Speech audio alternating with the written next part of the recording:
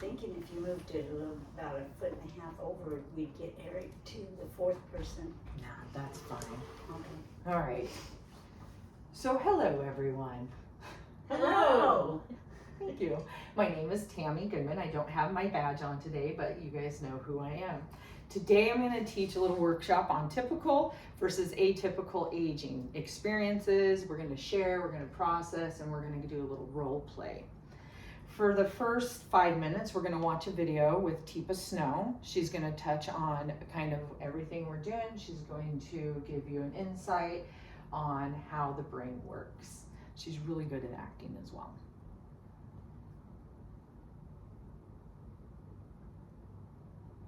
What we're going to talk about now is the difference between normal aging and not normal aging. Now understand, I did not say dementia. I just said normal aging, not normal aging, because one of our big misconceptions in this country is that if it's not normal aging, it's going to be dementia. And that's not true. So we've got to get that one off the table.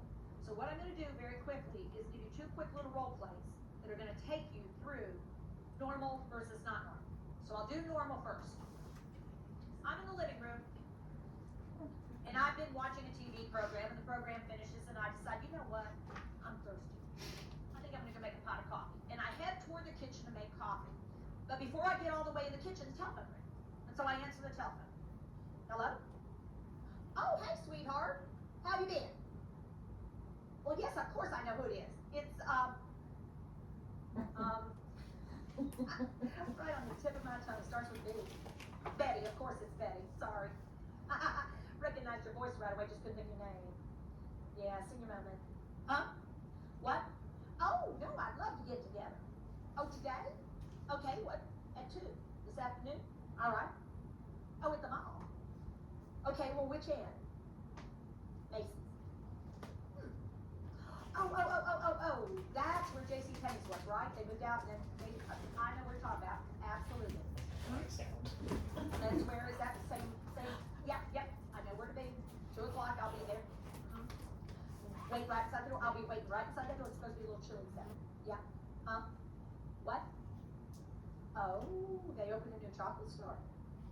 Oh, well, you know me, you know what I'm gonna get.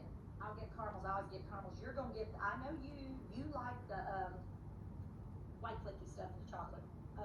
Yes, coconut, of course. That's you. Huh? Oh, no, I'll be happy to call and see if Margaret wants to come. That'd be great. Yeah. Oh, vacation pictures? Oh, yeah, I'll bring them. Wait till you see yourself in that bathing suit. Oh, I was just kidding. Just teasing you. You know how I am. Such a teaser. With that, I'm not going to say it. Huh? What? No, I didn't say anything. I was just talking to myself. Write the note. All right, sweetheart. I'll see you then. Love you. Okay. Bye-bye.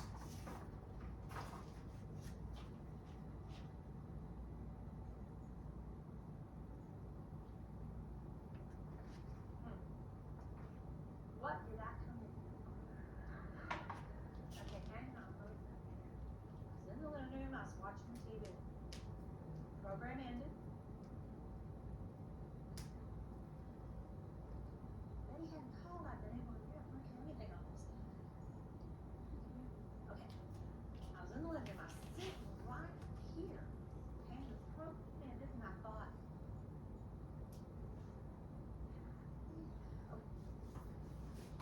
coffee.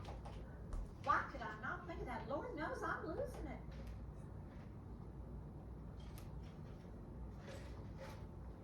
I think that's where we're supposed to stop, but not quite sure. Now, all of you've gone dead silent. Because all of your brains are going, oh shit, I have this.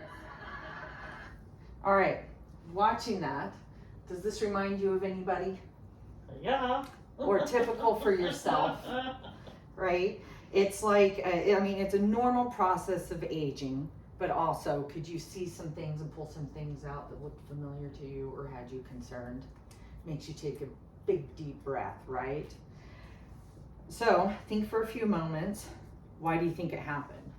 What were some factors during that conversation, during her role play that played into her forgetting what she was doing, where she was going. What are some distractors that happened? The phone call. Yeah, that's what I was just gonna say, the phone call. The phone Because that's call. distracting, because I was on my way to get some coffee. She was on her way to get a cup of coffee, phone rings, she gets that phone call, and then she starts talking about other things and gets very distracted. So, typical part of aging or atypical part of aging? We'll figure that out. Every single one of your brains is going, oh my god, and your brain is going, that's not dementia, that can't be dementia, I don't think that's dementia, that's just normal. Is that normal? I think that's normal. Your brain is talking to itself. One side is going, I think you've got dementia. No, she didn't say that was dementia. I think she said that was just not normal. I think that was okay. That happens every single time. The room gets dead silent, because if you just think old people are worried about this crap, no, we're all concerned. Because you're going, I think I've done that. I did that just yesterday.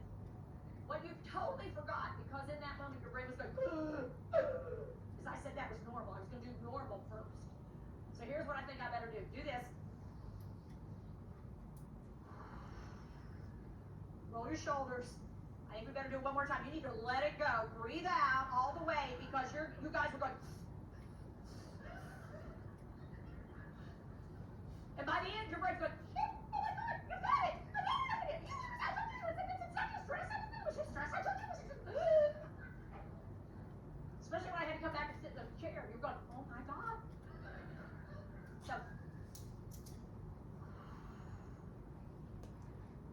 Oh, it even says pausing. No, that's right. So with that, when she took a big deep breath in, try that. Everyone take a big and shake it out and let it go. Try that a second time. Do that one more time. And then let's do it a third time. Now I'm hyperventilating. Now you're hyperventilating. But what happened was, with the frustration, she had a cortisol dump. And so that just makes you anxious and nervous. It gets your blood going. It gets your sweat pumping. It gets your stomach upset. So if you just pause just one moment, take a deep breath, do it 3 times and just shake it out. It works great if you're just going into somebody's room that you know that's got a heightened emotions, already pissed off and throwing things.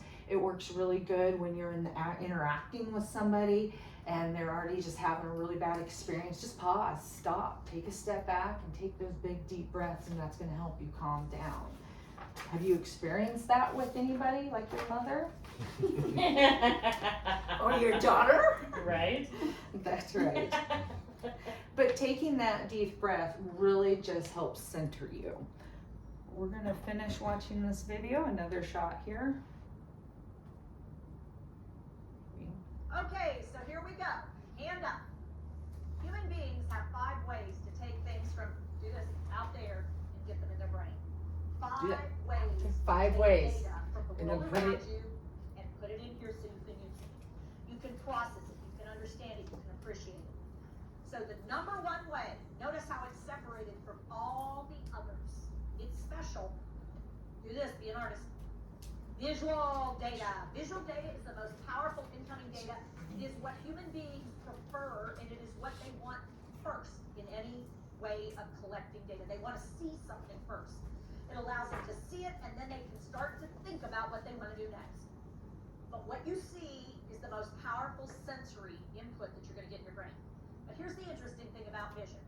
Show me what you see with. Point to what you see with. Here's what I'm going to tell you. Put your hand back here. This is where you process in your brain what you see. So brain activity in the occipital area, the back of your brain, is where you process visual input.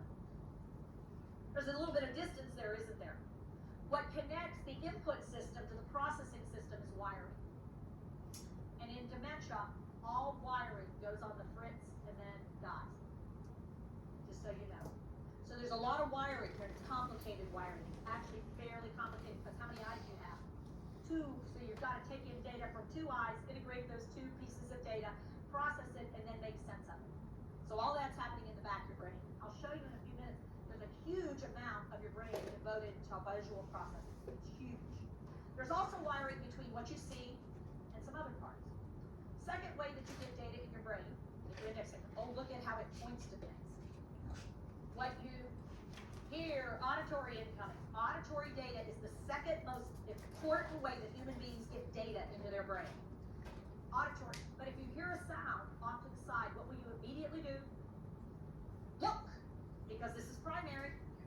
This just alerts you to go look and see what it is you want to see. So when it comes to dementia, visual and auditory. People with dementia pay more attention and are getting more value out of what they see than what they hear. This is secondary, this is primary. Guess what caregivers like to do a lot though? Do this. Y'all love to run your mouth. They're paying attention to what you're Right. saying. What they're doing is watching you when you're saying it. And they're picking up on your visual cues, but they're missing the content. Because what happens is we think they're processing what we're giving them verbally, and what they're really processing is how we look visually and how we sound, but not necessarily the content. And because we're not on the same page, they're not getting this, they're getting this, we think they're getting this. This is not gonna match. Who has to change?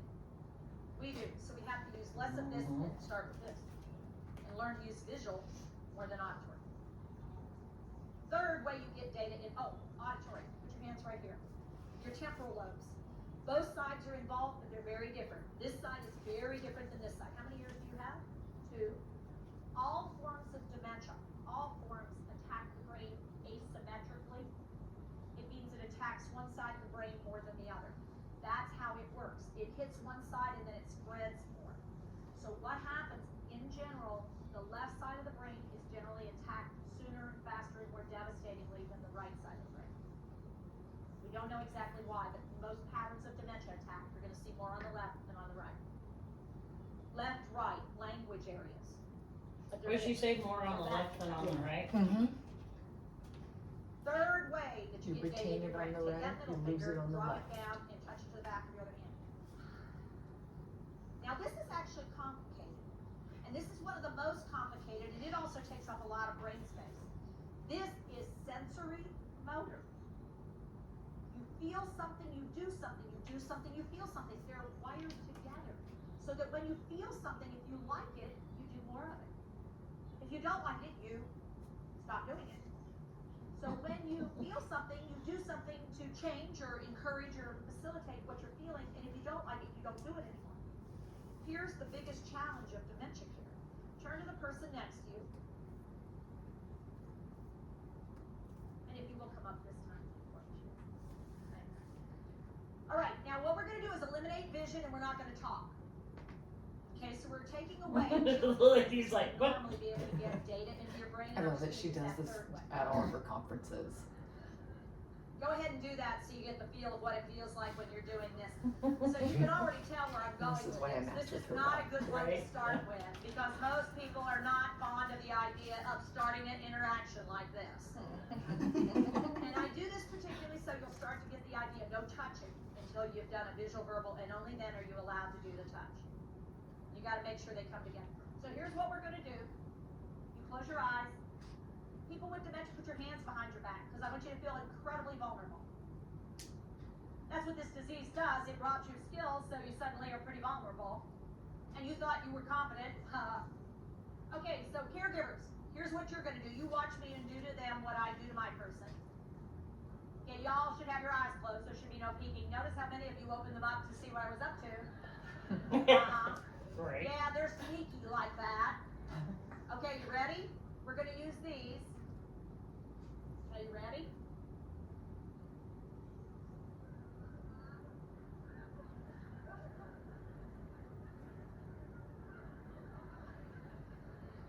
And now, one more.